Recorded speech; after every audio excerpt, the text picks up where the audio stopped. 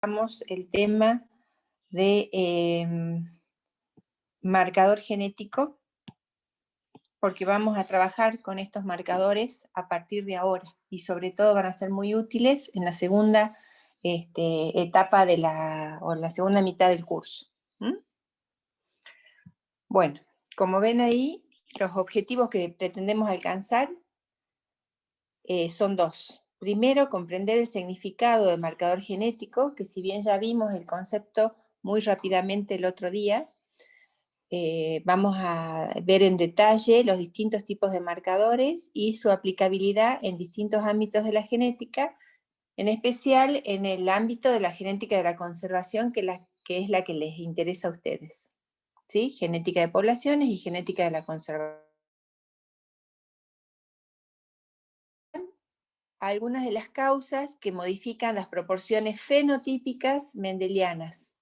Y entre ellas vamos a ver relación de dominancia, epistasis y genes letales. Ustedes tienen la guía con la que vamos a trabajar hoy. ¿Sí? Se las pusimos en el módulo. Bueno, vamos a empezar.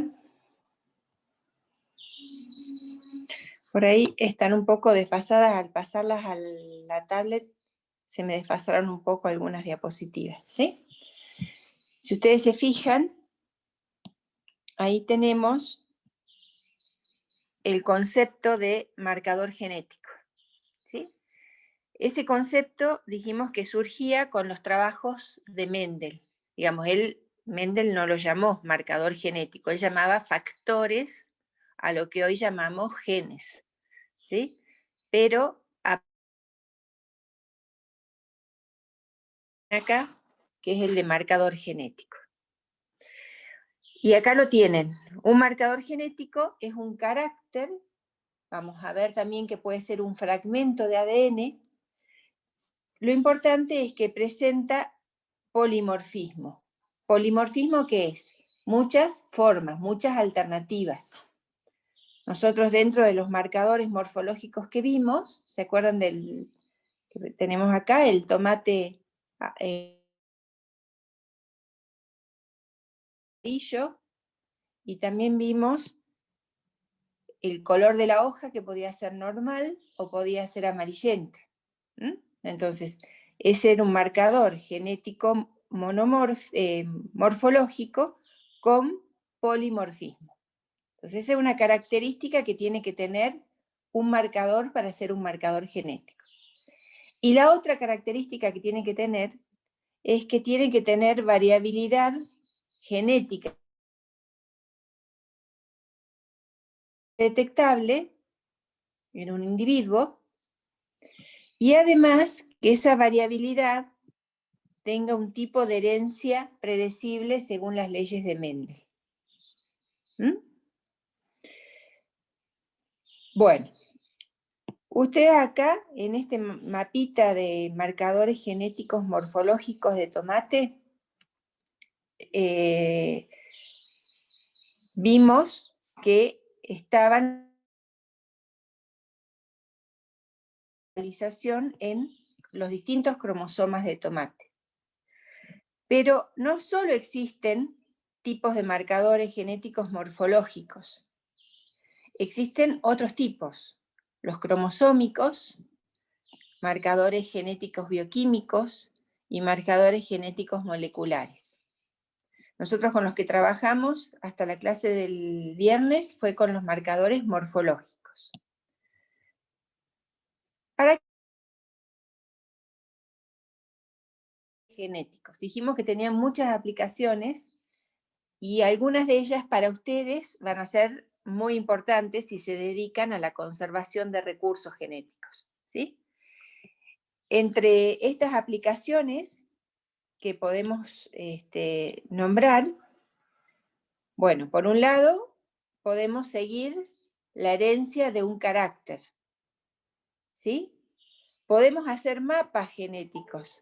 Acuérdense que sobre el cromosoma los distintos marcadores.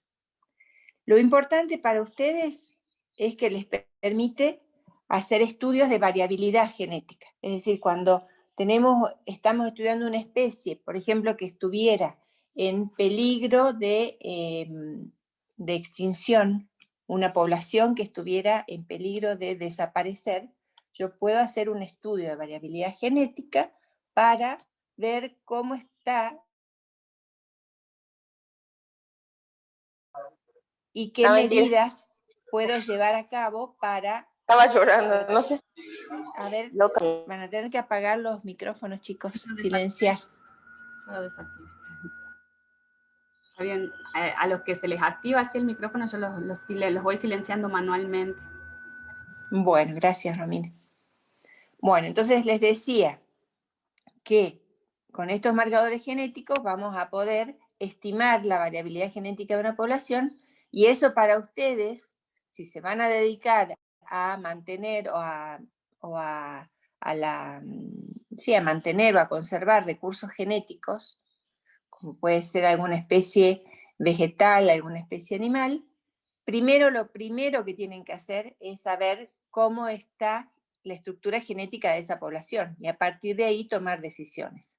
Entonces, en la segunda parte del curso vamos a utilizar estos marcadores genéticos y vamos a ver cómo los utilizamos para estudiar esa variabilidad.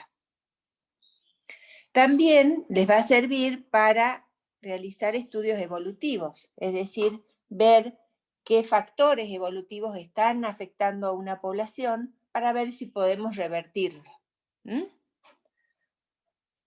Por supuesto, para identificar individuos, si tienen que identificar individuos en un banco de germoplasma o en una población en particular.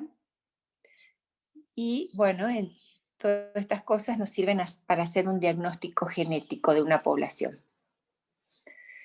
Bueno, vamos a ver los marcadores morfológicos.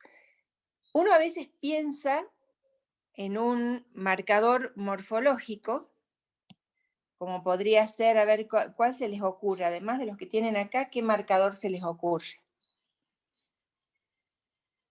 Una característica morfológica.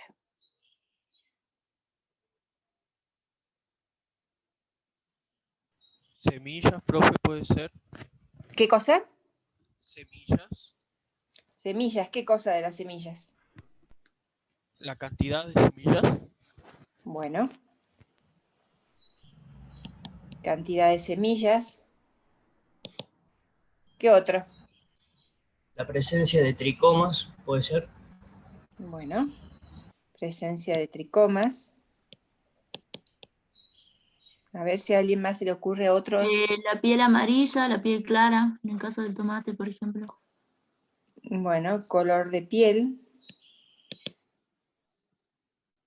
Otro. La longitud. ¿Puede ser tipo de manchas en el yaguareté? Bueno, longitud, pongamos de cola. Patrón de manchas. Tipo de pelaje. Tipo de pelaje. ¿Sí? Entonces, lo que yo quiero que veamos acá es que todas estas características morfológicas que ustedes me nombraron son, lo que les digo acá, características fenotípicas de fácil identificación visual, ¿sí? La forma, el color, el tamaño, la altura, la cantidad de semillas, ¿sí? Y muchos de ellos se convierten en descriptores importantes. Pero, ojo, no todos los que ustedes me nombraron acá son marcadores genéticos. Acuérdense que un marcador genético tiene determinadas características. Y una de las características es que tiene que estar controlada por un solo locus, un solo gen. Además de que tiene que tener variabilidad genéticamente detectable y modo de herencia mendeliana. Cuando veamos el práctico de genética cuantitativa, vamos a ver que algunos caracteres, como por ejemplo, presencia de semillas, color de piel, longitud de la cola, están no solo controladas por más de un gen, por muchos genes, sino que además su fenotipo está, digamos, la expresión del genotipo está influenciada por el ambiente. Entonces, no todos los marcadores morfológicos son marcadores genéticos, eso ténganlo en cuenta. Solo aquellos que están controlados por un gen que tienen tipo de herencia mendeliana y que tienen variabilidad genética experimentalmente detectable en los individuos de la población, son marcadores genéticos morfológicos. ¿Quedó clara la diferencia?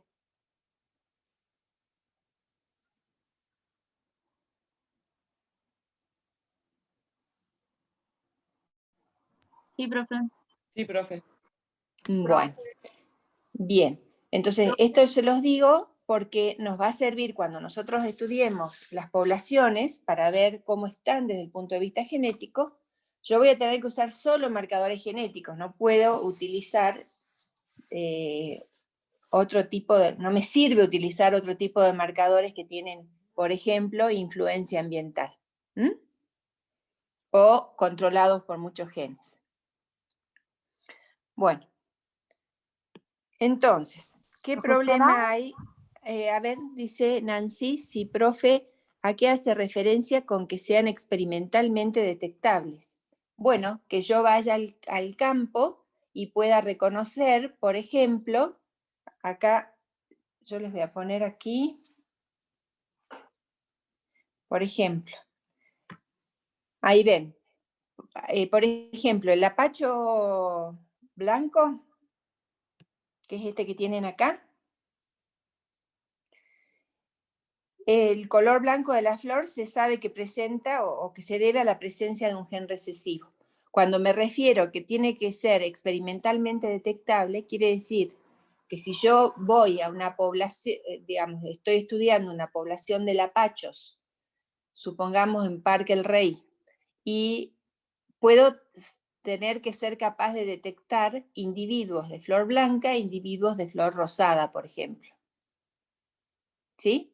Si yo tengo una población de tomate árbol, yo tengo que ser capaz de detectar individuos de frutos redondos o individuos de frutos alargados. A eso me refiero, Nancy.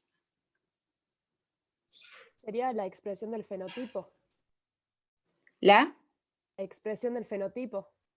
Claro, sí, la expresión del fenotipo, pero acordate que ese fenotipo tiene, por ejemplo, decíamos la cantidad de semillas que hay, bueno, o la longitud de la cola. Bueno, yo puedo tener individuos con diferente tamaño de cola, pero sin embargo, ese carácter está controlado por más de un gen. Entonces, en ese caso, no sería un marcador genético, ¿sí?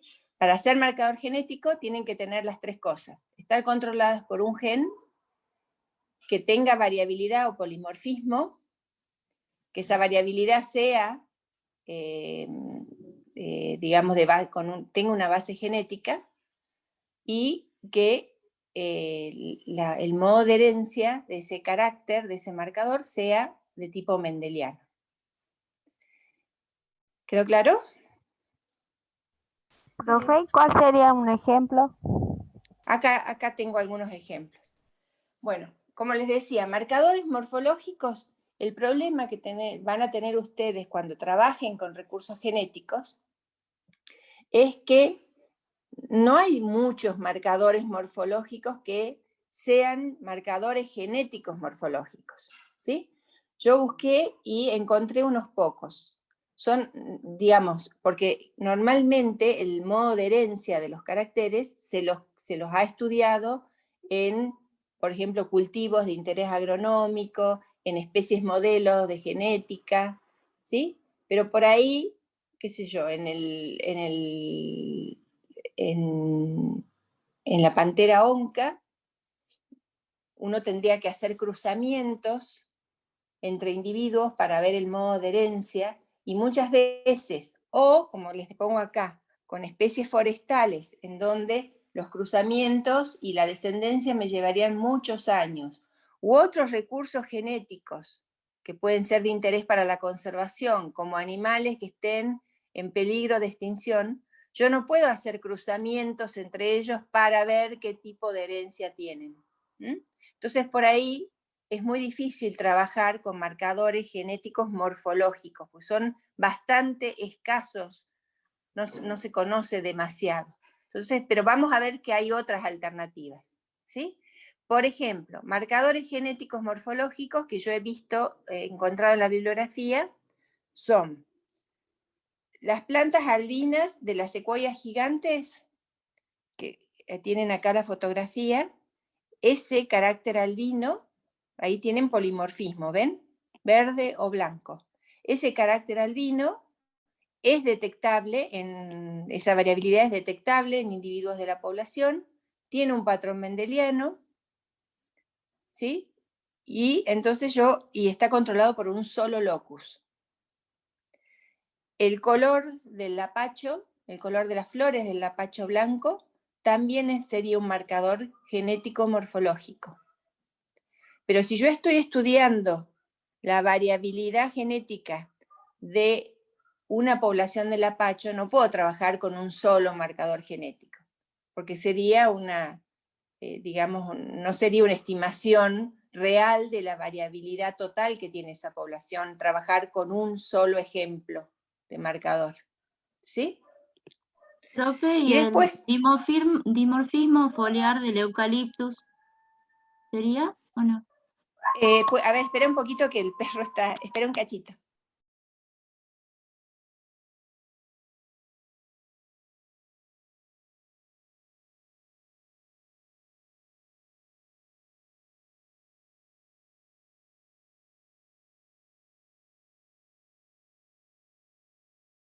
¿Me decías dimorfismo? El dimorfismo foliar del eucaliptus. Bueno, si ustedes encontraran, por eso cuando uno va a hacer un estudio a nivel poblacional, lo primero que van a tener que hacer, supongamos que vos querés estudiar el eucaliptus, y viste en el campo que hay dos formas de la hoja, ¿sí?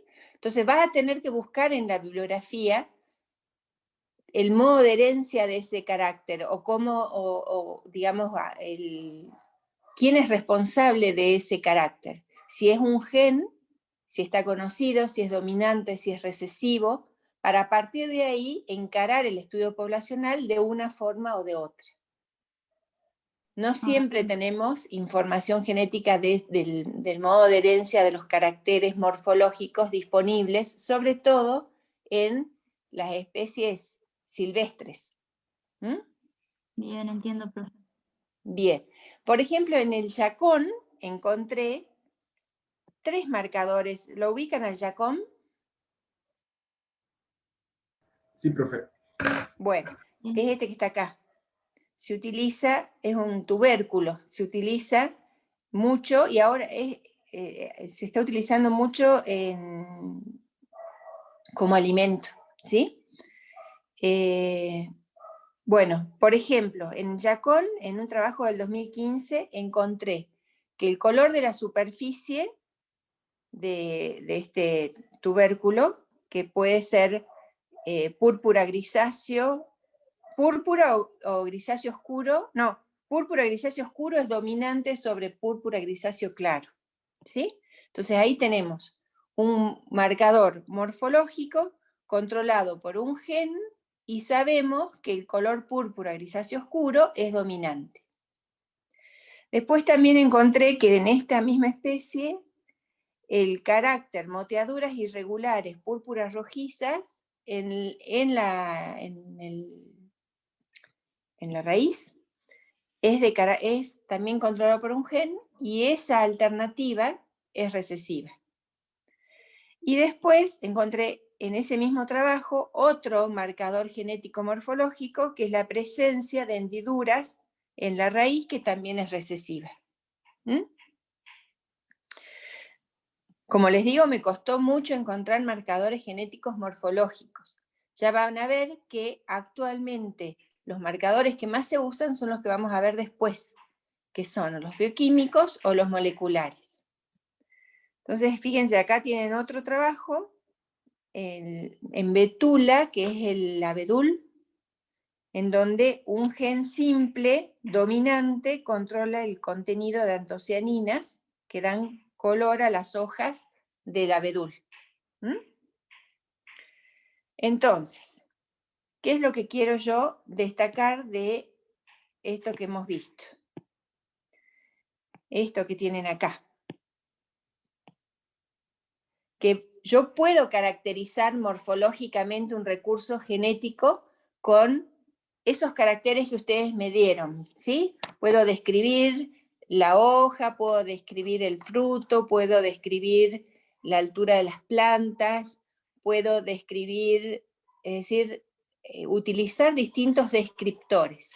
Ahora, si yo quiero hacer un estudio genético poblacional, los que me van a ser útiles son aquellos que se denominan marcadores genéticos por las características que hemos visto. ¿Quedó en claro? Sí, profe. Bueno, parece que sí. Bien. Profe, entonces, ¿sí? ¿puede repetir? No logré entender. ¿Qué cosa querés que repita? Eso de los marcadores genéticos. La finalidad, digamos. La finalidad, yo yo puedo hacer un estudio de caracteres morfológicos en una población de un recurso genético en particular. Por ejemplo, supongamos de quebracho rojo, ¿sí? Puedo describir la altura de las plantas, puedo describir la forma de las hojas, el color de las flores, el diámetro del tallo, pero no todas esas características morfológicas son consideradas marcadores genéticos. Porque, por ejemplo, la altura de la planta o el diámetro de la flor, el diámetro de los troncos, son controlados por muchos genes. Ya lo vamos a ver en un práctico que tenemos más adelante. Se llaman caracteres cuantitativos. Entonces, si yo quiero describir una población, morfológicamente puedo usar esos descriptores. Ahora, si yo quiero hacer un estudio genético poblacional, para eso me van a ser útiles los marcadores genéticos. Y dijimos que no todos los marcadores morfológicos son marcadores genéticos.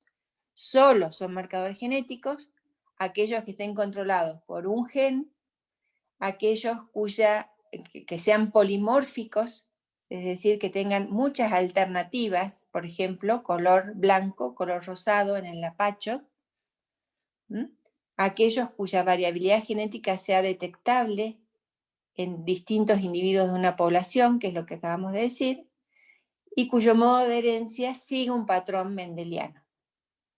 Bien, ¿Está profe. claro? Ahora sí. Sí. Bien. Gracias. De nada. Bueno, entonces, como dijimos, estos marcadores genéticos morfológicos son bastante escasos.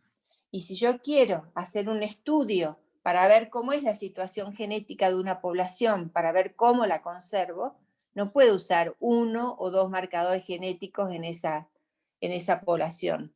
Cuanto más marcadores use, más cercano el valor de variabilidad que yo tenga va a condecir con la realidad, ¿sí? Si no, si yo uso poquitos marcadores, puedo tener un valor de variabilidad que no es el real. No es una muestra representativa. A ver, Nancy pregunta, ¿el polimorfismo va más allá de 2 alternativas de un carácter? Sí. Hasta ahora hemos visto 2 alternativas de un carácter. Ya en este práctico de hoy vamos a ver que los marcadores, sobre todo los marcadores moleculares, tienen muchas alternativas. En el lapacho nomás ya tenés 3 alternativas de color de flor: blanca, rosada, amarilla. Nosotros hasta ahora hemos trabajado con 2 alternativas. Bueno, entonces, ¿se acuerdan que dijimos que otro tipo de marcador genético eran los marcadores bioquímicos? ¿Sí? Y cuando hablamos de marcadores bioquímicos, hablamos de estos 2 tipos que tienen acá. Las isoenzimas, que son enzimas, y las proteínas de reserva. ¿Ustedes hicieron en química biológica, hicieron corridas electroforéticas? Sí. Sí, profe. Bueno, ¿se acuerdan que sembraban? Ustedes tenían un gel. A ver. Tenían un gel, ¿sí? Supongamos que yo obtenía un machacado de hojas de quebracho, ¿sí? Entonces tengo el individuo 1, el machacado del individuo 2, del 3, del 4 y del 5. Entonces en los pocillitos del gel yo sembraba muestras de esos individuos y les hacía pasar por acá una corriente eléctrica. Entonces, esas proteínas, como tienen carga, migran, ¿sí? Y dependiendo de su peso molecular, migran más rápido o más lento. Entonces, por eso acá les puse que esas proteínas pueden ser separadas por electroforesis. Y entonces, fíjense que yo acá, ¿qué estoy viendo? Estoy viendo distintos individuos, el individuo 1, el 2, el 3, el 4, el 5, el 6, el 7 y así sucesivamente. ¿Cumple con uno de los requisitos que habíamos visto para que un marcador sea considerado marcador genético? ¿Qué requisitos estarían visualizando acá?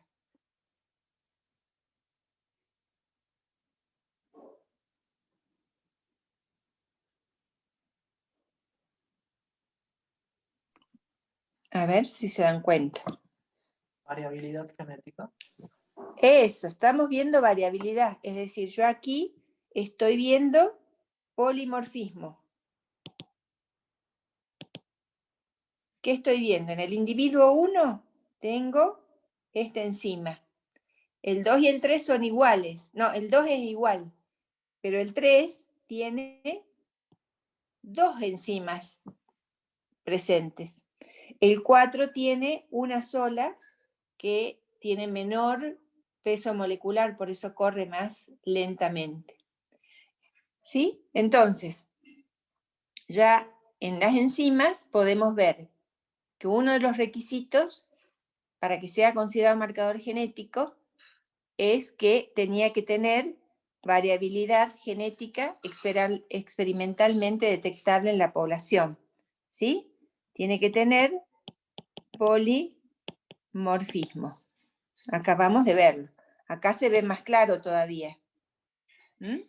Y acá más aún.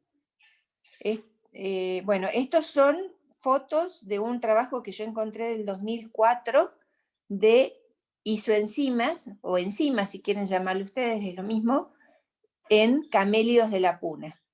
Se estaba haciendo un estudio genético poblacional para ver cómo estaba la variabilidad genética en esos camélidos. Los camélidos son las pumas, las vicuñas, las llamas de la puna. Bueno, a ver acá Emanuel me dice, ¿con los marcadores bioquímicos se pueden clasificar plantas por taxones? Sí, con los marcadores genéticos, morfológicos también se podría, con cualquier tipo de marcador se puede, ¿sí? Cuanto más marcadores tengas, mejor. ¿Por qué? Porque a lo mejor si son taxones muy cercanos, pueden ser iguales, esos 2 individuos, iguales con respecto a ese marcador.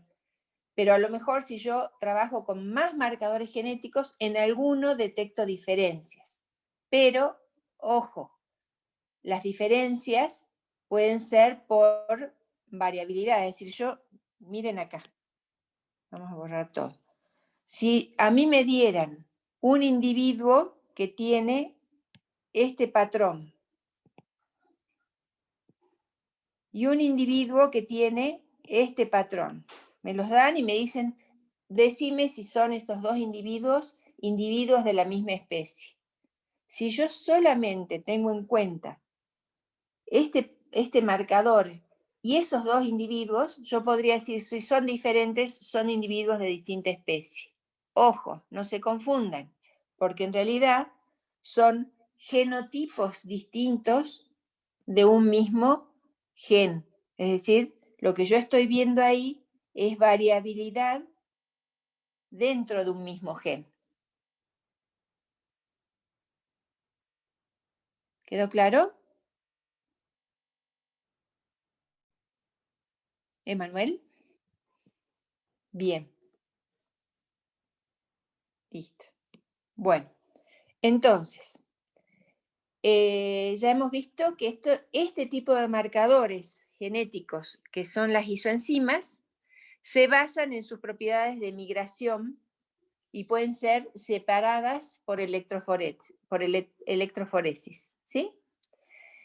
Tienen una ventaja que la vamos a ver más adelante cuando veamos epistasis, pero tiene algunas desventajas. Si bien el número de enzimas que yo puedo analizar en un individuo son mucho mayores que el número de marcadores genéticos morfológicos que yo podría analizar en esa especie, tienen algunas desventajas. Sigue siendo un número limitado, es decir, yo a lo sumo podré analizar, no sé, 20 tipos de enzimas diferentes en una especie. Y si yo quiero ajustar más, que sea más real mi cuantificación de la variabilidad en una población, yo voy a necesitar más marcadores todavía. Y otra cosa que también es importante es que, como les puse acá, siguen siendo marcadores fenotípicos. Acuérdense, el fenotipo, ¿cómo lo habíamos definido? ¿Quién me lo podría definir?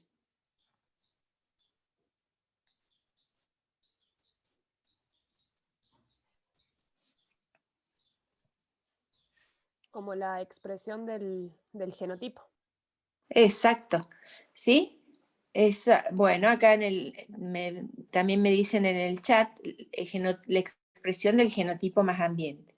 Bien, ¿se acuerdan que habíamos dicho que el fenotipo era, muy sencillamente lo habíamos dicho, como el aspecto que tiene un individuo producto de su genotipo más la interacción del ambiente? Ahora, yo puedo mirar a ese individuo a distintos niveles. Lo que veíamos hoy, cuando veíamos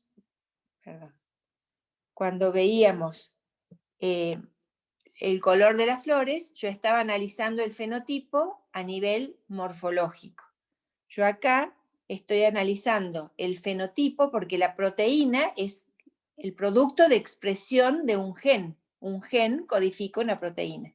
Entonces, estos marcadores siguen siendo marcadores de tipo fenotípicos. Y tal como dijo Lucas en el chat, al ser marcador fenotípico, su expresión puede estar condicionada por el ambiente. Y entonces yo puedo tener alguna dificultad al momento de controlar si esos marcadores son genéticos o no, digamos, si tienen una base genética mendeliana. Porque a lo mejor el ambiente me pueden estar distorsionando las proporciones fenotípicas que yo espero. Pero, como ven, tienen algunas ventajas más con respecto a los marcadores de tipo morfológico.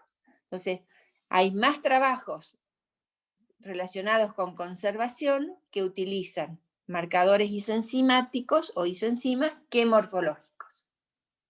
¿Sí? Pero hay otros marcadores que son lo ideal, y que son estos, los marcadores genéticos moleculares o de ADN.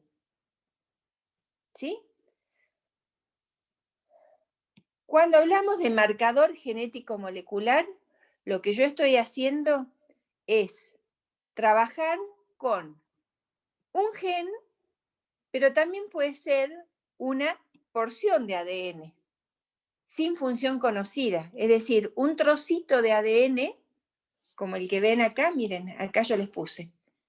Ustedes acá tienen un trocito de ADN que ni siquiera es un gen completo y a lo mejor ni siquiera tiene una función conocida. Pero, fíjense, este es el individuo 6, este es el individuo 7, el individuo 4 y el individuo 8. Es el mismo, digamos, el mismo trozo de ADN, pero ¿qué notan en uno con respecto del otro?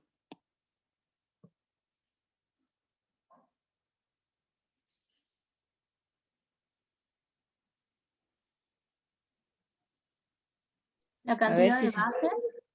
Exactamente. Fíjense que uno es más largo que el otro. Perfecto. Es eso mismo. ¿Sí? Fíjense que acá hay un par de bases. Citosina, adenina, que se repite. Se repite una vez, 2 veces, 3 veces, 4 veces, 5 veces, 6 veces. Ah, esto no es el número de individuos, sino el número de veces que se repite. Pero sería de un individuo, a su vez, ¿sí? Acá se repite 7 veces ese par.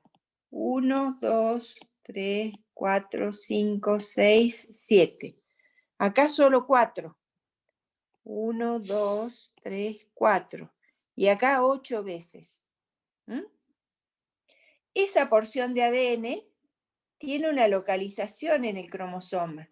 Es un pedacito de ADN que está localizado en un cromosoma. Como les decía, no necesariamente es un gen completo, ¿sí? Pero yo estudiando esa porción de ADN y haciendo pasar ese ADN que yo extraje del organismo también con una corrida electroforética, puedo separar los distintos fragmentos de ADN, ¿sí? Entonces, yo puedo visualizar en un gel el patrón de bandas de ADN de un organismo. Y a eso le llamo marcador genético molecular. ¿Por qué marcador genético? Tiene variabilidad genética experimentalmente detectable en los organismos. ¿Cómo se dieron cuenta de esa variabilidad? Bueno, ustedes me dijeron que hay muchos tipos de variabilidad, pero uno de esos que acabamos de ver acá es por el tamaño del fragmento que estoy estudiando, porque tiene distinto número de repeticiones ese ADN. Y lo importante es que estos marcadores genéticos tienen un tipo de segregación mendeliana, siguen las leyes de Mendel. Entonces ya vamos a ver ahora durante el práctico con ejemplos.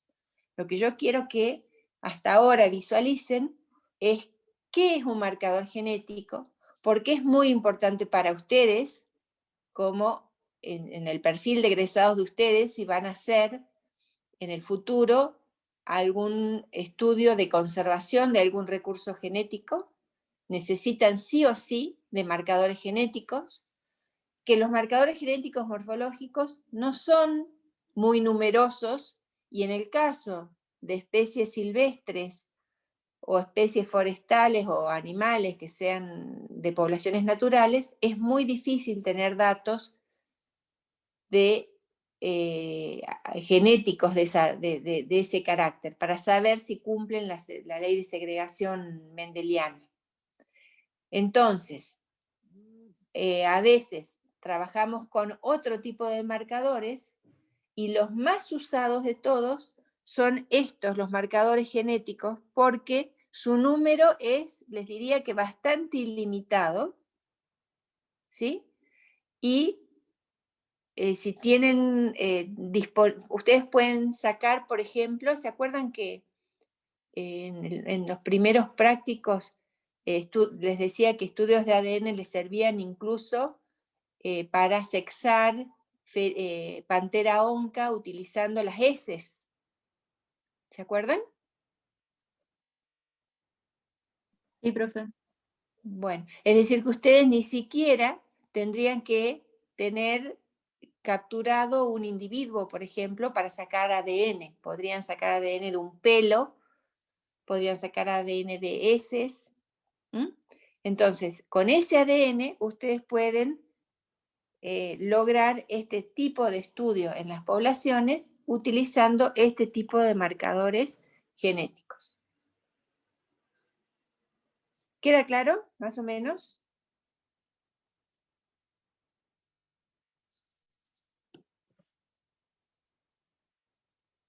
¿Alguien que tenga duda?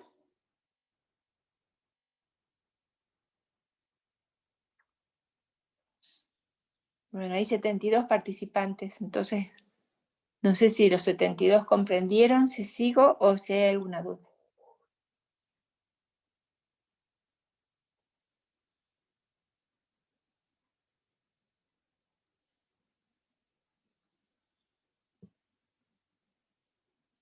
Parece que no hay dudas, dice Alexia. Parece que no. Sigue tranquila, profe. Ya van a aparecer las dudas. Bueno, ahí están diciendo que sí. Bueno, entonces lo importante es eso, que entiendan más o menos el concepto de marcador, ¿sí? Y que no todo lo que se ve es un marcador genético. Bueno.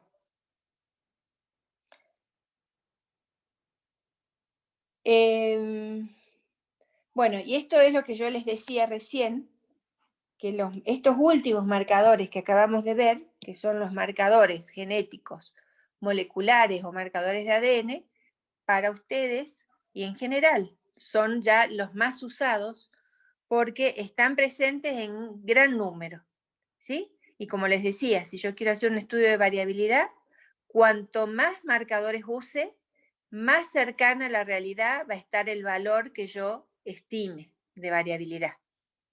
Y mejores decisiones voy a tomar al momento de redactar un informe con estrategias de conservación o de manejo de un recurso. Son muy polimórficos, ¿sí? Vamos a ver, recién había una de sus compañeras, que no me acuerdo, a ver si lo tengo acá. Una de sus compañeras, que era Nancy, preguntaba si solo dos formas, que con dos formas ya se consideraba polimórfico. Sí, pero cuanto más formas tenga ese marcador en esa población, más variable va a ser esa población y mucho más valiosa va a ser esa población desde el punto de vista genético. Son fáciles de detectar y económicos. Bueno, para nosotros los argentinos, lamentablemente muy económicos no son, pero si uno tiene un proyecto de investigación o un proyecto con fondos, no son tan caros de hacer, de realizar, y son muy útiles porque me dan datos directamente del ADN, no del fenotipo, que es lo que tienen acá abajo, libre de efectos ambientales y genéticos que vamos a ver ahora. Bueno, esta diapositiva cuando las pasé acá se me despatarraron un poco, pero vamos a retomar, ahora que hemos visto ya los marcadores genéticos, vamos a retomar el siguiente punto del trabajo práctico de hoy, que era, a ver, voy a dejar de compartir pantalla y voy a compartir pizarra. Nosotros trabajamos con el análisis mendeliano, ¿sí? Trabajamos con las leyes de Mendel en los primeros en los prácticos anteriores. Y hablamos de las leyes de segregación igualitaria y la ley de segregación independiente. ¿Por qué nombré los marcadores? Bueno, porque Mendel trabajó con marcadores genéticos morfológicos. Y yo quise que supieran que hay otro tipo de marcadores y que a ustedes les va a ser mucho más útil en sus estudios de recursos genéticos los otros tipos de marcadores por las características que les di. A su vez, de estos marcadores morfológicos, Mendel trabajó con individuos que tenían dos alternativas. ¿Sí? Cuando nosotros trabajamos con tomate, por ejemplo, ¿se acuerdan que decíamos fruto rojo y fruto amarillo? Y a su vez dijimos que rojo, que el color del tomate estaba controlado por un gen. Que estas alternativas eran debidas a que ese gen tenía distintos alelos, ¿sí? Y que de esos alelos había uno, que era el rojo, que era dominante, sobre el amarillo, que era recesivo. ¿Y por qué le dábamos el carácter de dominante al rojo? Porque cuando teníamos el individuo heterocigota, el alelo este impedía que este se expresara, entonces el fenotipo de ese individuo era de color rojo. ¿Mm? Es decir, que estas leyes de Mendel fueron descritas para caracteres con lo que vamos a llamar dominancia completa.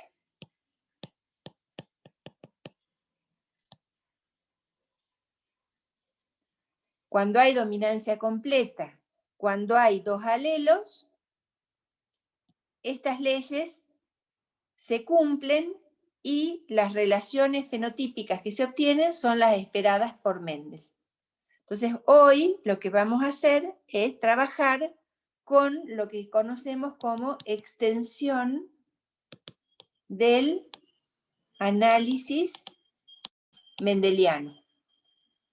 ¿Sí? Y vamos a ver que hay distintos motivos por los cuales se modifican las proporciones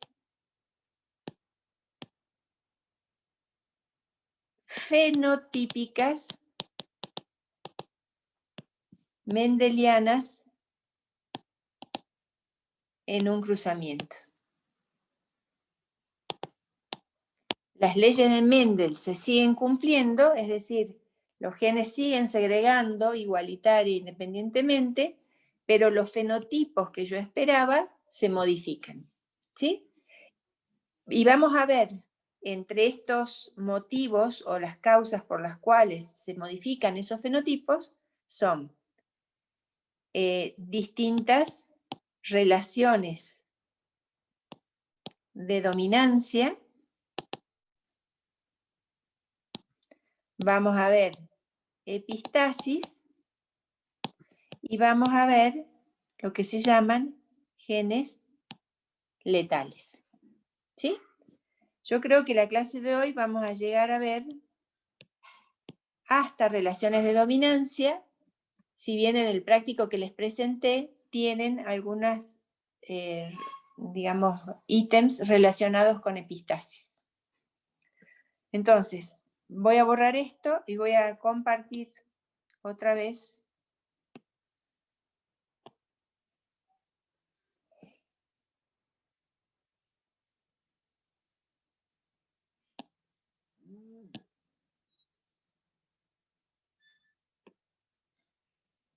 Esperen un momentito.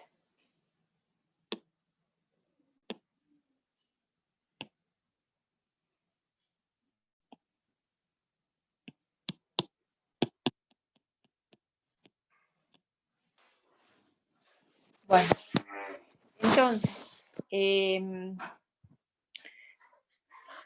tenemos acá, vamos a primero a definir qué son las relaciones de dominancia. A ver, voy a volver a compartir pizarra. Por un lado, tenemos relaciones de dominancia, que las vamos a diferenciar de lo que conocemos como epistasis. ¿Sí? Estos dos fenómenos modifican las proporciones fenotípicas mendelianas. Pero son procesos o son sucesos diferentes, ¿sí? Las relaciones de dominancia es la relación o la interacción entre alelos. Cuando me refiero a alelos, estoy hablando de alternativas de un mismo gen. ¿Sí?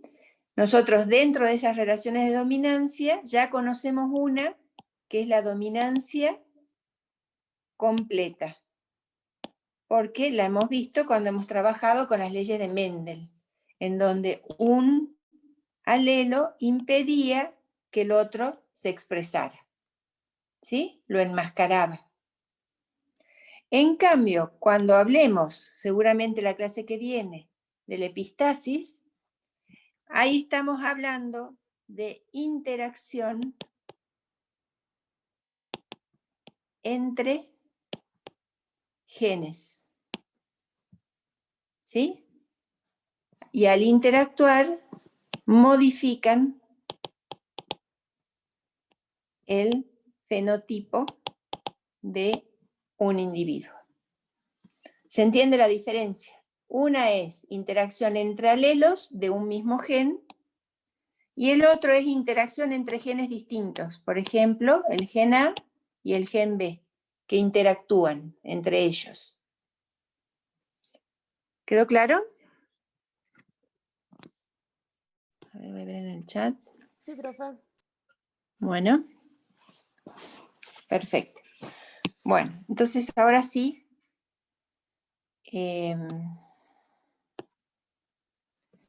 Vamos a empezar clasificando esas relaciones de dominancia.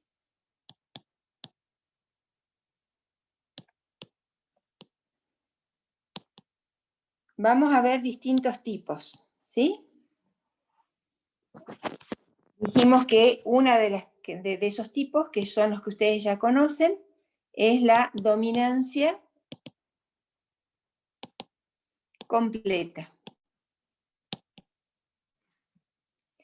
Pero hay otros tipos de relaciones entre alelos, como la dominancia incompleta. También lo van a encontrar en la bibliografía como dominancia parcial. Otro tipo es la codominancia. Y un último tipo que vamos a ver es la superdominancia. Bueno, este último es bien importante porque está sobre todo relacionado con caracteres asociados con supervivencia. ¿Sí? Y cuando veamos en genética de poblaciones la dinámica de las poblaciones, estos caracteres van a ser claves estudiarlos desde el punto de vista genético. Bueno, entonces ahora sí, dejo de compartir esto y vuelvo a la diapositiva.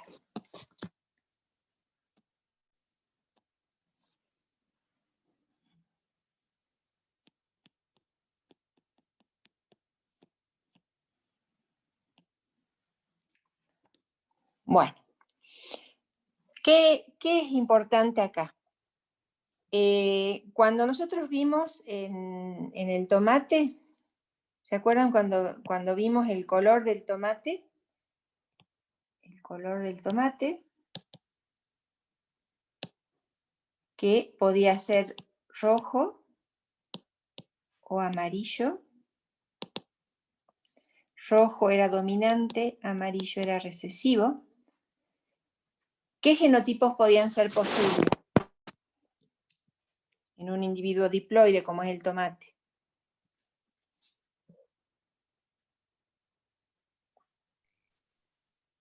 R mayúscula, R mayúscula, R mayúscula, R minúscula o R minúscula, R minúscula.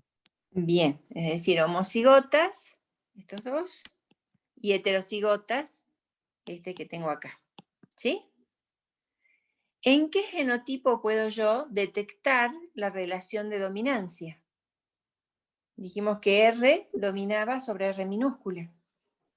¿En el heterocigota? Bien, bien, Benjamín, en el heterocigota, ¿sí? Yo en el heterocigota puedo reconocer la dominancia, porque a pesar de que tiene presente un alelo R minúscula, su fenotipo es rojo. ¿Mm? Entonces, en cualquier relación de dominancia que yo estudie, el fenotipo heterocigota es el que me va a permitir detectar la relación de dominancia. Entonces, acá abajo, ustedes tienen los distintos, son todos fenotipos heterocigotas, ¿sí? Y acá arriba tienen los homocigotas. Entonces vamos a empezar a reconocer distintas relaciones de dominancia en este esquema. Entonces fíjense. En este caso, que tengo acá, el homocigota IA tiene flores rojas. Y el homocigota IB tiene flores blancas. Solo voy a utilizar letra mayúscula y minúscula, o, ¿se acuerdan que también otra forma era al dominante ponerle un más y al recesivo esta nomenclatura? Cuando hay dominancia completa, ¿sí? Para indicar que la mayúscula domina sobre el minúscula. Si no hay dominancia completa, puedo utilizar, o me conviene utilizar, esta otra nomenclatura, ¿sí? 2, por ejemplo, A1, A2, para señalar los alelos distintos, o IA y B, para señalar dos alelos distintos de un mismo gen. Bueno, entonces, vamos a ver.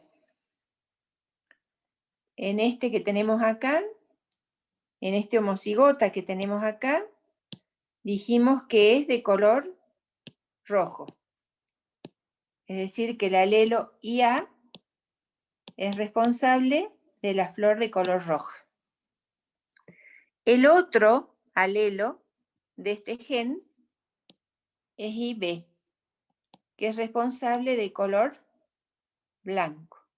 Es decir, el carácter que yo estoy analizando, que es un marcador genético, es color de la flor, que puede ser de distintos tipos. Entonces, veamos, ¿qué pasaría? Esperen que voy a dar vuelta esto. ¿Qué pasaría si el heterocigoto es rojo? Si el heterocigoto IA y B es de color rojo, como lo ven acá, a ver. ¿Qué quiere decir? El rojo es ¿Quién dominante. está dominando de los dos alelos? Rojo. Rojo mayúscula. Bien, bien, bien también Nancy. ¿Sí?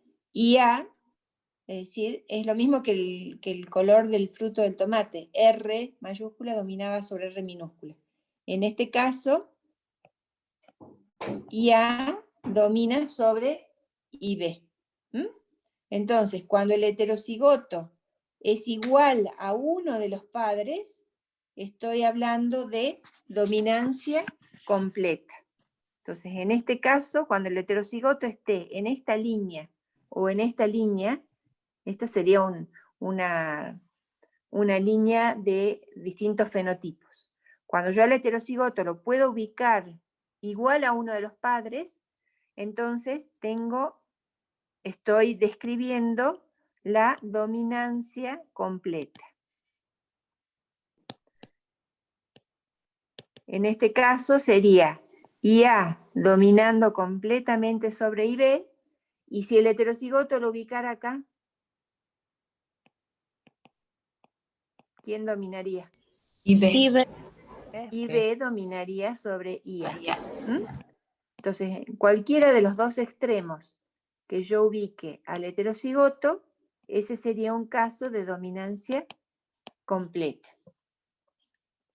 Ahora, si el heterocigoto está exactamente en el medio, supongamos en este caso, tenemos un color rosado exactamente de un color intermedio entre el rojo y el blanco. Si yo pongo el heterocigoto, lo puedo ubicar en la escala esta, en el medio, estoy hablando de dominancia ausente. Acá hablaba de dominancia completa, en estos dos extremos. Acá hablo de dominancia ausente, y se expresan los dos alelos y el producto génico se mezcla. ¿Sí? Hagan de cuenta que tienen el alelo A fabrica témpera roja, el alelo B fabrica témpera blanca. ¿Sí? En el heterocigota los dos colores de témpera se fabrican, se mezclan y me da un rosado. ¿Sí? Eso sería la dominancia ausente. ¿Profe? Sí. ¿Dominancia ausente es lo mismo que codominancia? Ahora lo vamos a ver. Es parecido, pero un poco diferente. Porque en la codominancia, que lo vamos a ver más adelante, los productos génicos no se mezclan. Se expresan los dos alelos, pero no se mezclan los productos génicos. Es como que la témpera roja y blanca estuviera junta, pero no llegan a mezclarse para dar el rojo. Ya lo vamos a ver con un ejemplo. ¿Sí, Nicolás? Sí, profe. Bueno. Y después tenemos el otro caso, que era la dominancia parcial o dominancia incompleta, que acá les dice dominancia parcial o, vamos a poner, incompleta, también lo van a encontrar así en la bibliografía, es cuando al heterocigoto lo podemos ubicar en todo este rango. Si se acerca más el rosado al color rojo, quiere decir que IA domina de forma parcial o incompleta a IB.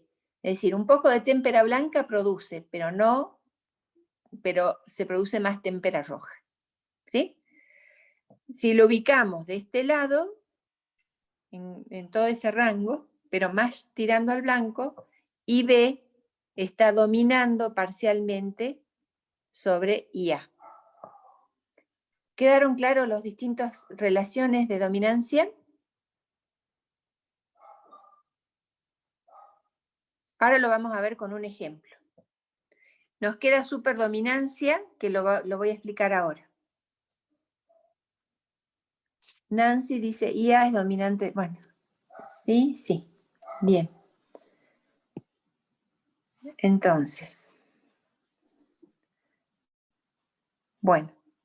Esto simplemente para que entiendan cómo yo me doy cuenta o cómo puedo explicarlo desde el punto de vista químico a a eso que estoy explicando allí con alelos que se expresan y no se expresan.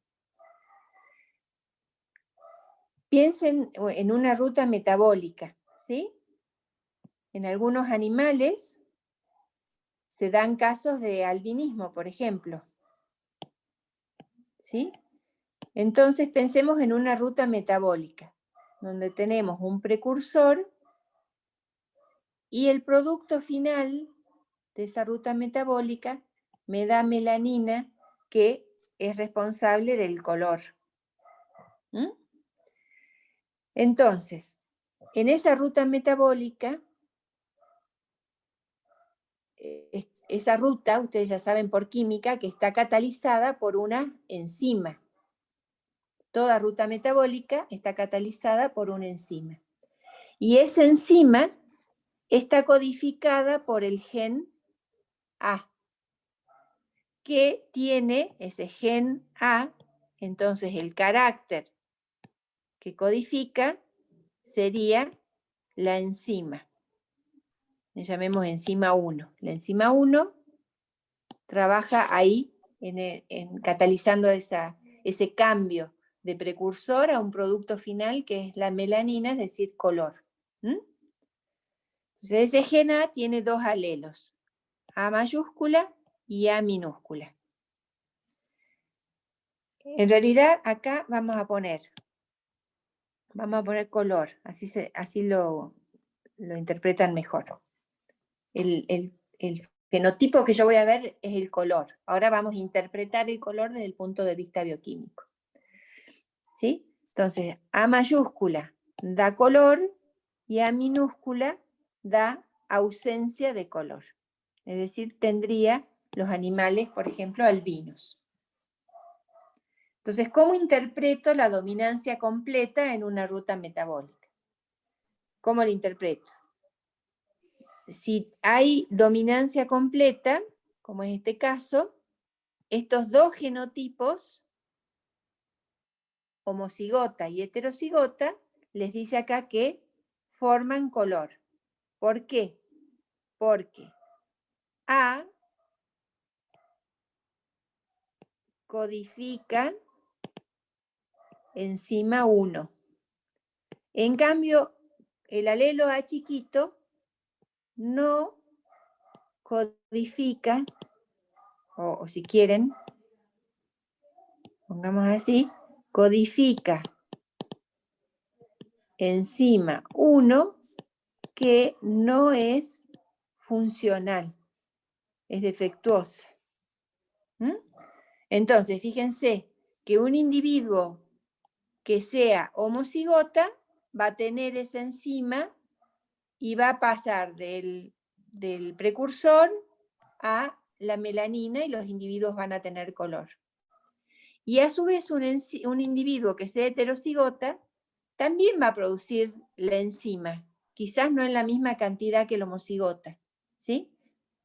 Va a producir los dos tipos de enzimas, la que es funcional y la que no es funcional. Pero con que tenga un alelo de ese gen, ya es suficiente para que esta enzima se produzca y se llegue al color. Por eso los individuos A raya tienen color.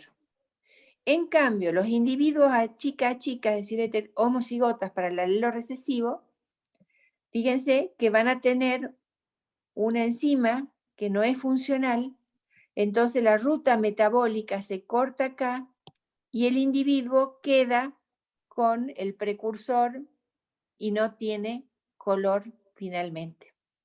Esa es una forma de explicar desde el punto de vista bioquímico cómo funciona la relación de dominancia entre los alelos. ¿Se entendió?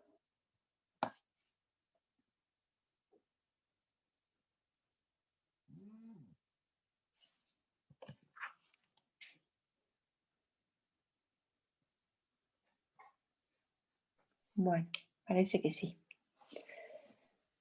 Bien.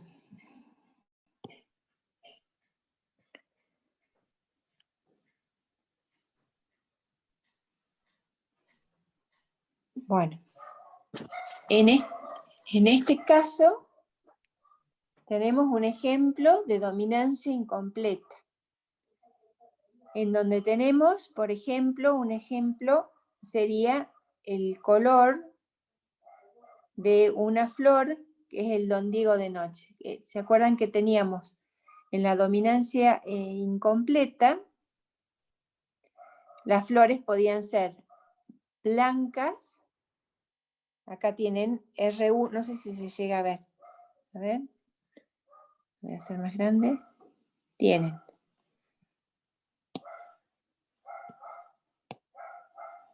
R1, es decir, el homocigota rojo. El homocigota blanco. Si yo cruzo plantas con estos dos genotipos, ¿qué tipo de gametas va a producir? R1. Bien, bien Nancy también ahí en el chat. ¿Y este? R2. R2. Bien. Entonces, fíjense que el heterocigota es R1, R2. ¿Sí? Si hubiera habido dominancia completa de rojo sobre blanco, hubiera esperado, de acuerdo con Mendel, que todas las plantas fueran ¿de qué color? Rojo. Rojo. Exacto, rojo. Pero acá vemos que aparece otro color diferente. Aparece un color rosado. ¿Sí? 2.300 en este mes que le pagué solo 1.150. No 1.500. 1.300 pesos. Ah, era menos. Sí, me pedí la boleta que me muestre. A ver, yo voy a silenciarlos. Tiene 2 audios.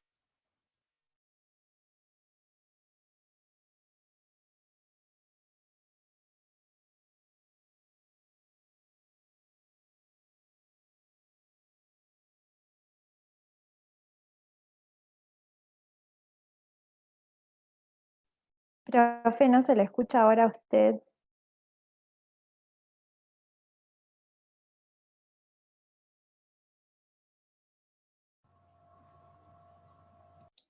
¿Ahora? Uy, ahora se escucha con... Ahora sí, ahora se escucha con eco. Sí, espera. ¿Ahora? ¿Se escucha? Sí, profe. Bien. Bueno, entonces ahora vamos a sacar gametas de este individuo que es heterocigota. R2, perdón. Entonces, ¿qué gametas produce ese individuo? La mitad R1 y la mitad R2. Bien. La mitad de las gametas lleva R1 y la mitad de las gametas lleva R2. ¿Qué proporciones hubiera esperado Mendel cuando autofecundaba o cruzaba individuos de este tipo? Heterocigota para un par de genes. ¿Qué proporciones fenotípicas? 3/4, 1/4. Bien. 3/4 que hubieran sido de un color rojo, por ejemplo, 1/4 que hubieran sido blancas. Estas eran las esperadas por Mendel. Sin embargo, fíjense que al cruzar esos individuos se obtiene una proporción 1, 2, 1. ¿Sí? 1 rojo, es decir, 1/4 rojo, 1/2 rosado y 1/4 blanco. Entonces, fíjense que con dominancia incompleta, esas proporciones fenotípicas esperadas por Mendel no se cumplen.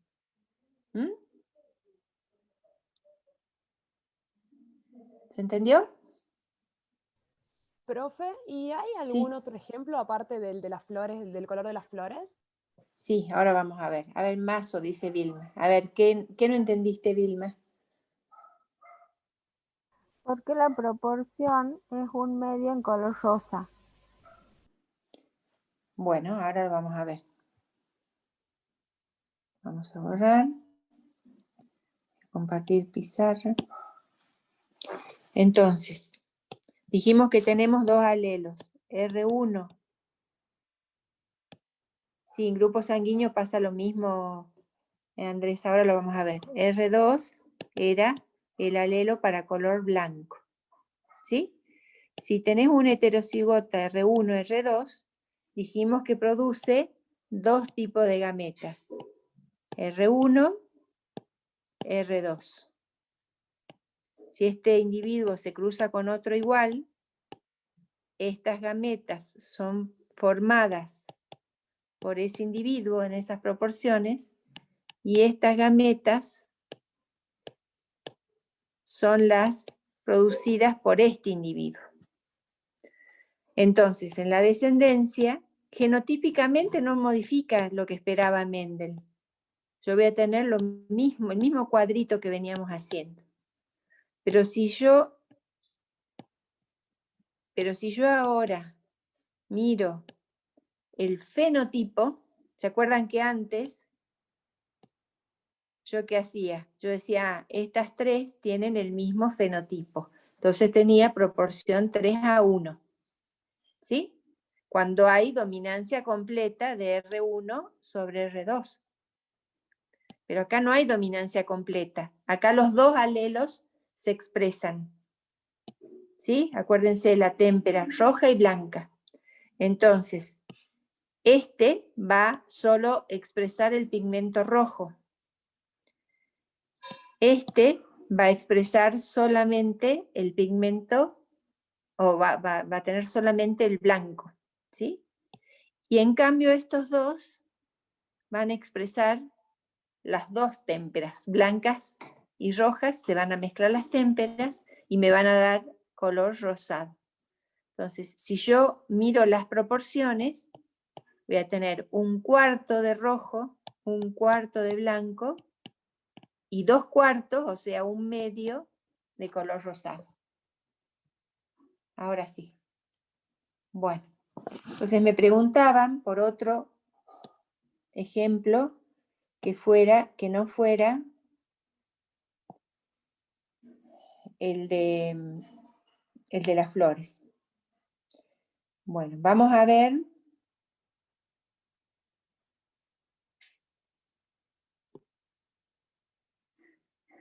el ejercicio, a ver.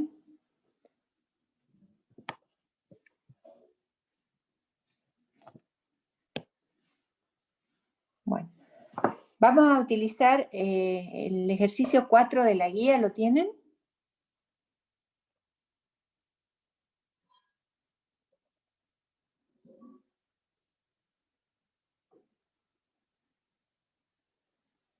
Sí, profe. Bueno, gracias Lili. Bueno, en este caso, vamos a leer el ejercicio. ¿Quién lo puede leer? La siguiente es una corrida electroforética en la que se visualiza el patrón de bandas de un marcador genético molecular codominante de tomate árbol. Se ha identificado el locus de este marcador en el cromosoma 6. ¿Qué patrón y en qué proporciones esperaría usted encontrar si se cruzara en repetidas oportunidades el individuo 4 con el 9? Bueno, gracias Tamara. Bueno, entonces, recién uno de sus compañeros me preguntó si la dominancia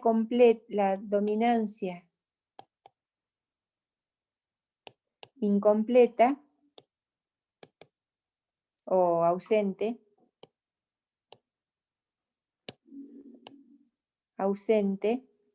era lo mismo que la codominancia. Yo recién les dije, es parecido pero algo distinto. Acá se expresan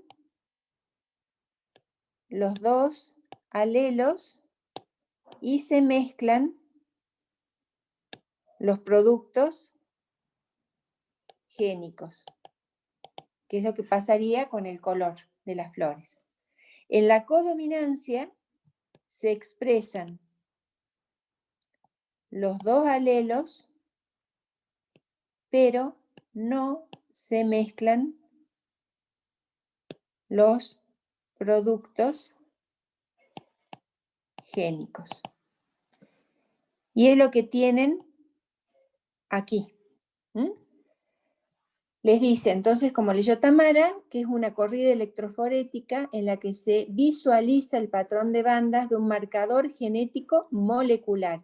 O sea, yo acá lo que estoy viendo en realidad no es un producto génico, sino que estoy viendo directamente, al ser un marcador molecular, que estoy viendo yo en esta banda, por ejemplo.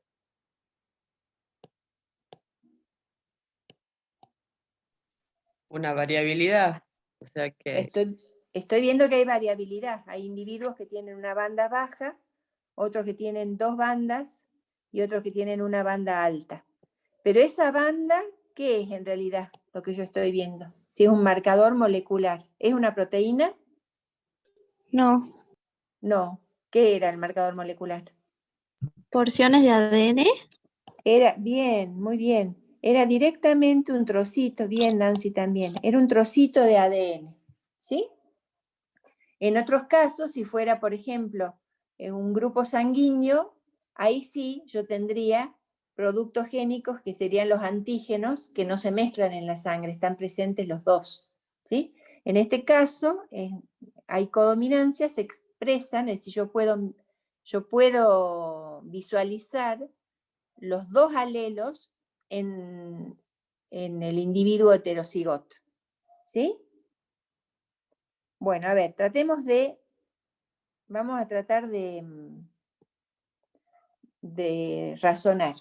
Entonces les dice, la siguiente es una corrida electroforética en la que se visualiza el patrón de bandas de un marcador genético molecular codominante. Entonces esto ya es importante. En tomate árbol, ¿sí? Se ha identificado un locus, es decir, aunque sea un trocito de ADN que no codifique para que no sea un gen completo, también se le llama locus, que está ubicado en el cromosoma 6. Ese trocito de ADN es una partecita de ADN del cromosoma 6. ¿Sí? Bueno, entonces, ¿cuántos patrones distintos reconocen acá ustedes? Esto que tienen acá se llama marcador de peso molecular. ¿Sí? Entonces fíjense, esto si la banda aparece a esa altura, tiene aproximadamente 285 pares de bases, ese trocito de ADN. Si apareciera a esta altura, es más chiquitito, corre más lentamente, tiene 109 pares de bases. Entonces, ¿cuántos? Estos son individuos de la población, del 1 al 9. ¿Cuántos genotipos diferentes podrían identificar ustedes acá?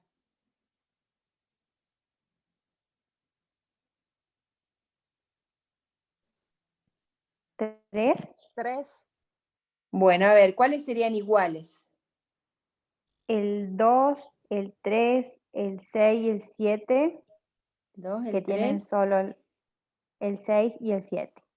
Bien, esos tienen solo la bandita más baja. La banda más baja. Quiere decir que sería, le llamemos homocigota, si quieren, le llamemos a 1 a 1. Ese sería un homocigota. ¿En dónde detecto el otro homocigota? Por ejemplo, en 8 y en 9, pero se identifican 2. Bien, a ver, 8 y 9, ahí Fabi detectó que son iguales, pero me dice que se identifican 2. Entonces, ¿qué quiere decir? ¿Que ese individuo qué genotipo tiene? Heterocigota. Es una mezcla. Bien, bien ahí también en el chat. Es heterocigota. ¿Y dónde identifico yo el otro homocigota en los individuos de esta población? El 4 y 5. Eso, el 4 y 5 son homocigotas A2 y A2. ¿Ven? Entonces, ahora ya estamos trabajando con marcadores moleculares. Hay algunos marcadores que tienen dominancia completa y otros, como este, tiene codominancia. Y en este caso, entonces, yo ahí ni siquiera tengo, por ejemplo, un marcador morfológico que puede ser, ¿se acuerdan? El color del fruto. yo tengo que esperar a que la planta forme frutos para poder saber qué fenotipo y qué genotipo tiene. Acá, ustedes con un pelo que encontraran de un individuo, con heces, con una plántula sin llegar a su maduración, yo podría hacer el análisis genético de esa población. ¿Mm? Bueno, entonces ya hemos identificado los 3 genotipos que están presentes en esta muestra de la población. Ahora, lo que me pregunta es, ¿qué patrón? Me pregunta, ¿qué patrón y en qué proporciones espera usted encontrar si se cruzara en repetidas oportunidades el individuo 4 con el 9? A ver, traten de hacerlo ustedes en el cuadernito.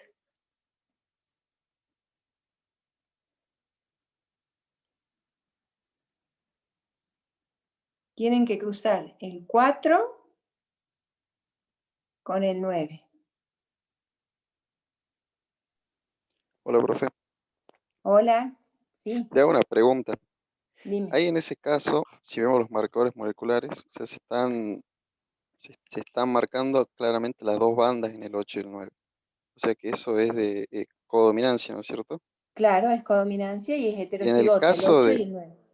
claro, y en el caso de que fuera dominancia ausente, ¿cómo se manifestaría? ¿Como una línea intermedia o de qué forma?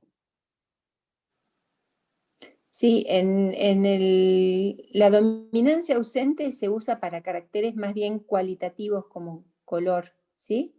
Cuando tengo este tipo de caracteres, hablamos de dominancia intermedia o codominancia, sería el término correcto, Ah, perfecto. ¿sí? Bueno, entonces Gracias, profe. ustedes tienen que cruzar el individuo 4 por el individuo 9. ¿La cruzaron? El 4, que dijimos que era A2, A2, por el individuo 9, que era 1, A2. Un medio Un daría, medio y profe. un medio, profe. Un medio y un medio. ¿Un medio de qué? Un medio heterocigota y un medio homocigota. Bien. Homocigota. Bien. Y si ahora cruzáramos individuo 8 por el 9, crucen el 8 por el 9. Un cuarto daría, profe. Bien. Entonces, si cruzamos el 8 por el 9, entonces yo encontraría individuos que van a tener una banda baja, individuos que van a tener una banda alta e individuos que van a tener las 2 bandas. Y ahí Benjamín dijo, ¿en qué proporción voy a tener los que tienen la banda baja? En un cuarto. Un cuarto. Bien. Los individuos que tienen la banda alta. Un cuarto también. Un cuarto. ¿Y los individuos que tienen las 2 bandas? Un medio. Un medio. ¿Sí? Si hubiera habido dominancia completa, hubiera encontrado proporción 3 de bandas altas, 1 de banda bajita. ¿Quedó claro? A ver, acá en el chat dice entonces las proporciones genotípicas se mantienen. Exactamente, Nancy. Las proporciones genotípicas se mantienen. Las fenotípicas son las que se modifican. ¿Sí? Esto es lo que vamos, cuando pasemos a la segunda etapa del curso, que es la que más les va a interesar a ustedes, es lo que vamos a hacer a nivel poblacional. Vamos a estudiar genéticamente los individuos a nivel poblacional. Y vamos a ver cómo la estructura y la dinámica de esos genes en las poblaciones. ¿Profe? Sí. Yo puedo saber así fenotípicamente, fenotípicamente no, a simple vista, si estoy hablando de codominancia o de dominancia incompleta. Y bueno, depende del tipo de marcador que vos usás. Si Ahí vos- tengo que sí o sí utilizar un marcador, digamos, para poder identificarlo. A ver, todo depende a qué nivel estemos analizando el individuo. Recién nosotros veíamos las flores, el color de las flores, ¿sí? Si yo las veo a simple vista, como decís vos, yo ahí puedo hablar de dominancia incompleta porque estoy mirando el color que es el producto de expresión de esos dos genes. Yo estoy mirando un color que se forma por la mezcla de esos dos productos expresados, digamos. ¿Sí? Ahora, si yo hiciera una corrida electroforética de las enzimas que participan en la formación del color, ya voy a estar mirando a otro nivel el individuo, y entonces eso que era dominancia incompleta, a lo mejor lo puedo interpretar como una dominancia o una codominancia, porque voy a ver que están las dos enzimas participando. Claro, o sea que yo lo vería sí o sí a la codominancia a nivel de una corrida, por ejemplo.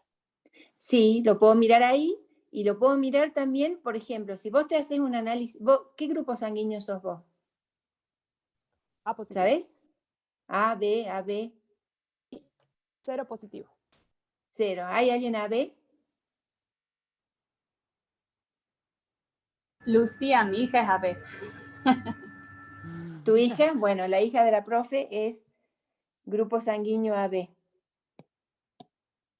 Entonces, ahí, por ejemplo, cuando nosotros nos hacemos un análisis de sangre,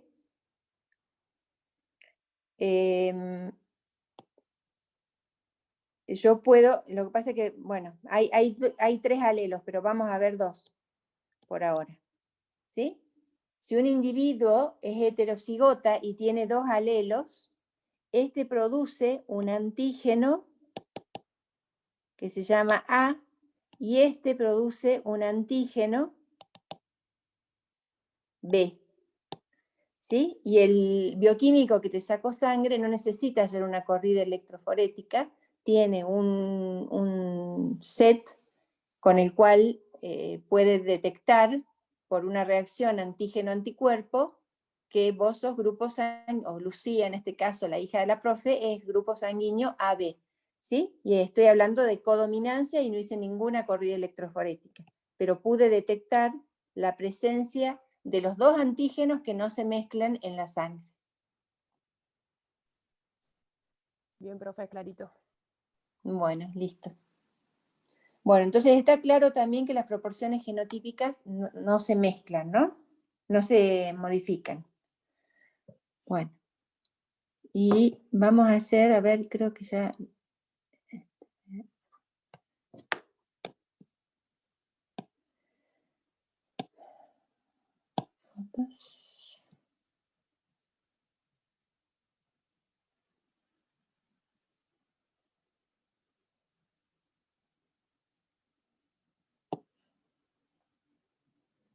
Bueno, a ver. Vamos a ver.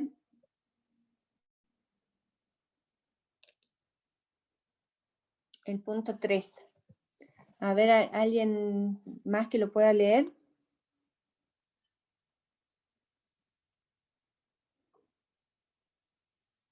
Este es un trabajo también de ese de los camélidos de la puna que les mostré recién. A ver, yo lo leo. A continuación, se presentan los distintos patrones de un marcador bioquímico, enzima 6, PGDH, en camélidos. Cada calle sembrada en el gel corresponde al patrón detectado en un individuo.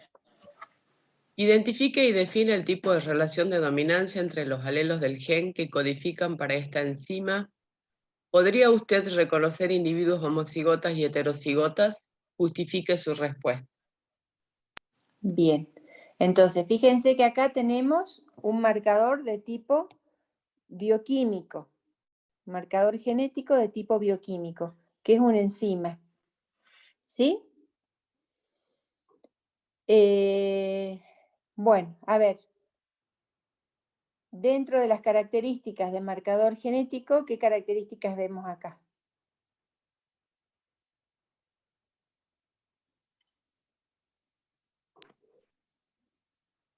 Hay variabilidad. Hay variabilidad. Me dice que está en la genética. enzima 6, o sea que está en un solo locus. No, ese es el nombre de la enzima. Ah, bien. Ese es el nombre de la enzima. Pero bueno, esta enzima ya fue estudiada y se sabe que hay un gen, no me fijé en qué cromosoma está, pero hay un gen, que le llamemos el gen B, que ¿cuántos alelos podrían detectar ustedes aquí en esta fotografía que están viendo? 2. 3. A ver. Alelos. Acá podríamos ver 1, ¿no es cierto? 2. Ahí Tres. Lili dice 3. Este sería otro. Sería, acuérdense que es una corrida electroforética. Esta es la enzima que es más pesada y esta es la enzima que es más liviana. Y esto que tengo acá, en realidad, son los heterocigotas. ¿Sí? Hay algunas enzimas en donde ¿se acuerdan de química que veían se llaman dímeros o diméricas? Tienen 2 cadenas polipeptídicas. Hay una cadena polipeptídica, esta es una cadena polipeptídica y esta es la otra cadena polipeptídica. Un polipéptido, ¿sí? Una unión de aminoácidos. Estos son polipéptidos, no se confundan, no es ADN. Son unión de aminoácidos. ¿Mm? Entonces, este gen, el alelo B1, produce un tipo de polipéptido. Y el alelo B2 produce otro tipo de polipéptido. Entonces, en el heterocigota, en la célula, van a estar presentes los 2 polipéptidos.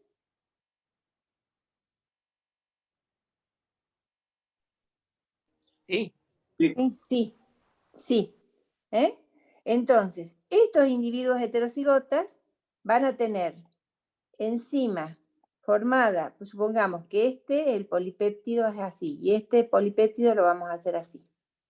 Entonces, el heterocigota va a tener enzimas formadas por el polipéptido codificado por B1. Va a tener presentes enzimas formadas por los 2 polipéptidos y enzimas formadas por el polipéptido B2. Por eso yo en el heterocigota veo las 3 bandas. 1, 2 y 3. Los 3 tipos de polipéptidos los veo ahí. Pero bueno, no importa, lo que me interesa es que vean que yo puedo reconocer heterocigotas de homocigotas, que son estos que están acá. ¿Quedó claro? Eso es lo único que me interesa. Que con un marcador isoenzimático también puedo reconocer homocigotas y heterocigotas. ¿Sí?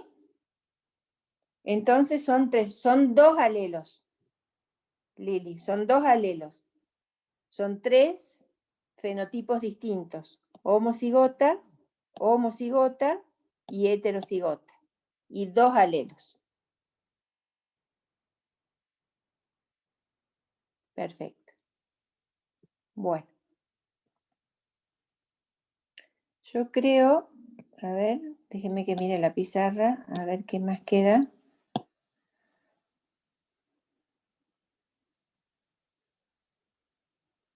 Bueno, me queda un solo concepto.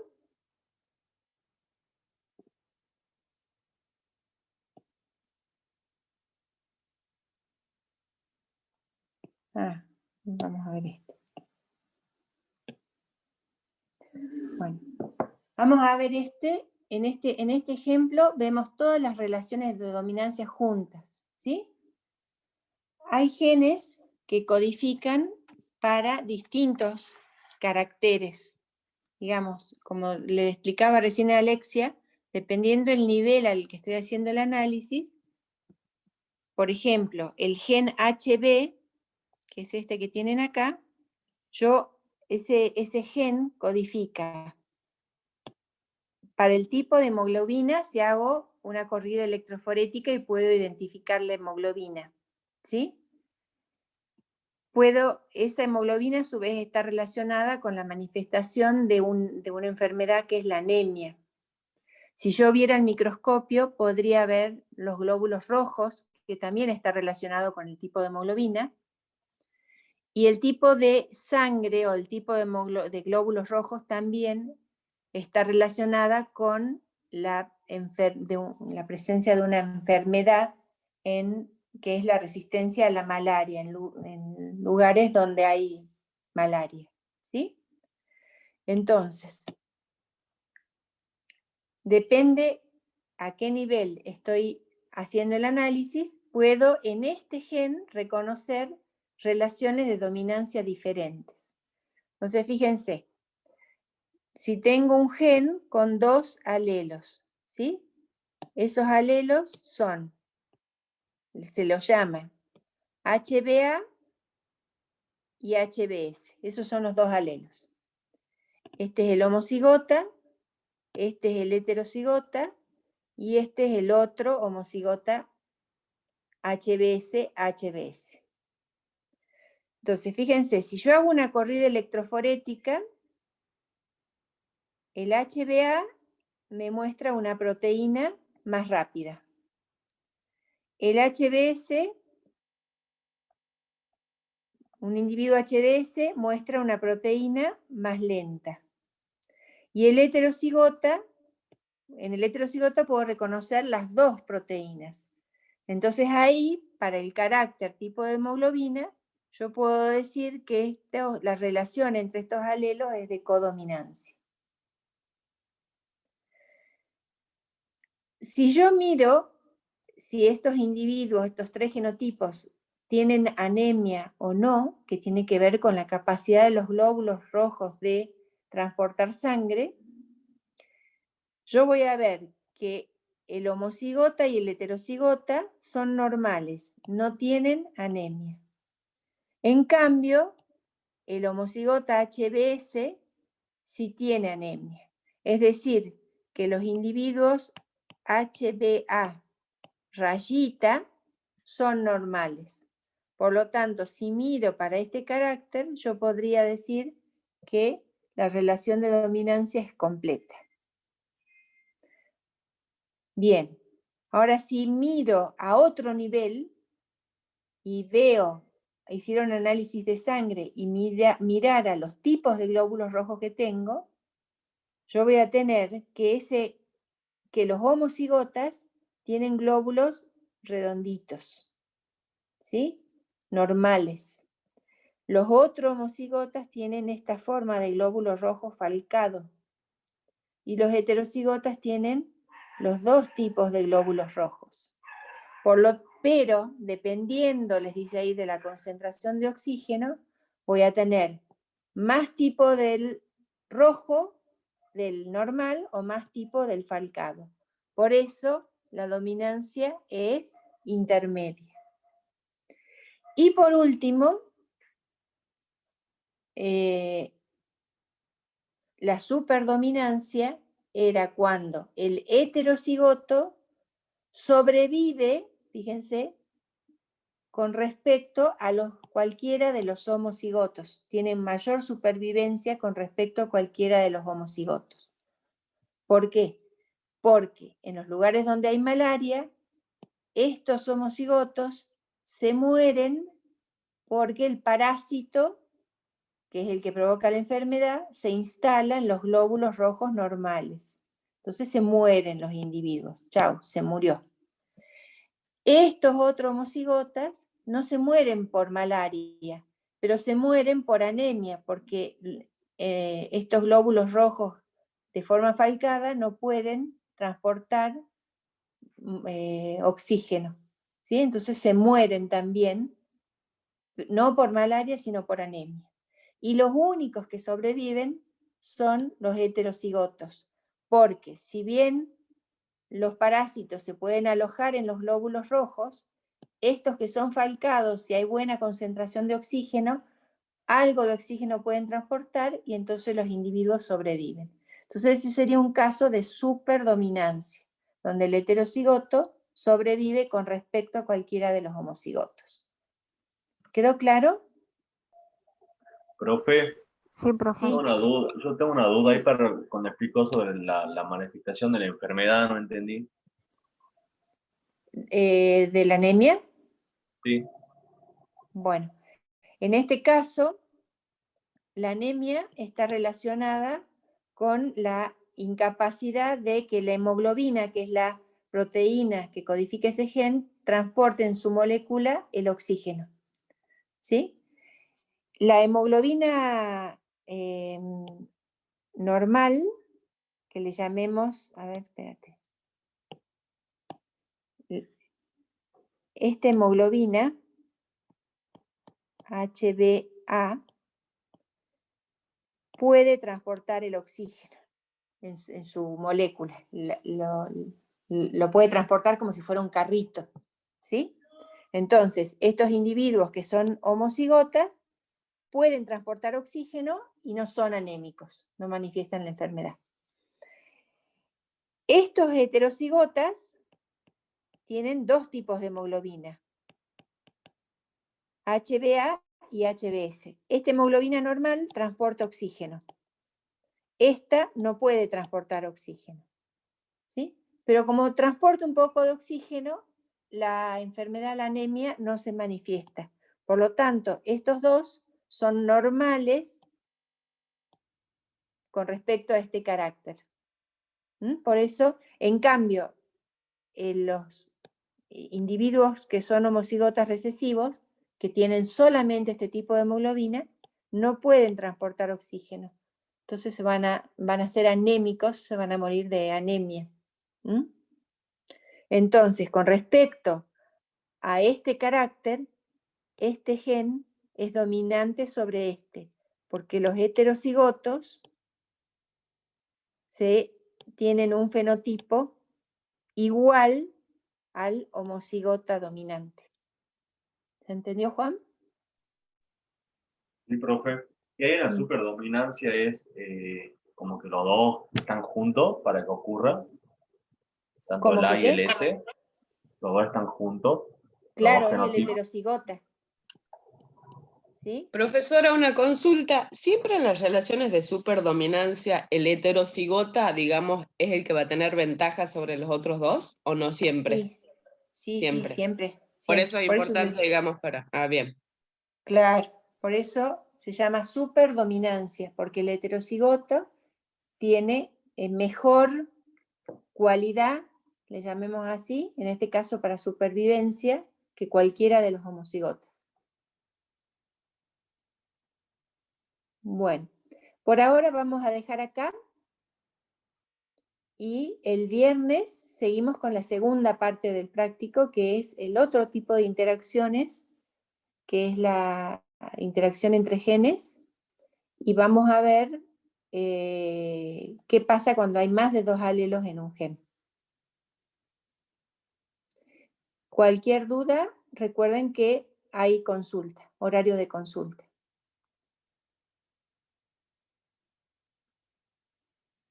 Bueno. Bueno, profe, nos vemos. Bueno, Juan. ¿Van a estar las notas del taller? Eso, a ver, profesora Romina. Hola, ¿sí? No sé. La cosita de mañana es horas 9. ¿Cuándo van a estar las notas del taller? Pregunta. Y yo creo que la semana que viene, el lunes o martes, porque está también Maripaz ayudando a corregir y rinde final, así que más seguro el lunes ya van a estar listas. ¿Y cuándo tendríamos el próximo? Todavía no lo sé, seguramente el viernes de la semana que viene. Ah, bien, profe. Bueno. Se les va a avisar con tiempo y además tienen tiempo para desarrollarlo, es como en el primer caso, que tienen varios días para desarrollarlo. Bueno, bien, profe. Lo gracias. que sí, ya les vamos a ir avisando. Bueno, nos vamos despidiendo entonces. Que tengan un buen día. Gracias, profe. Nos vemos. Bueno, chao. profesora. Chao, Emanuel. Chao, Alexia. Gracias.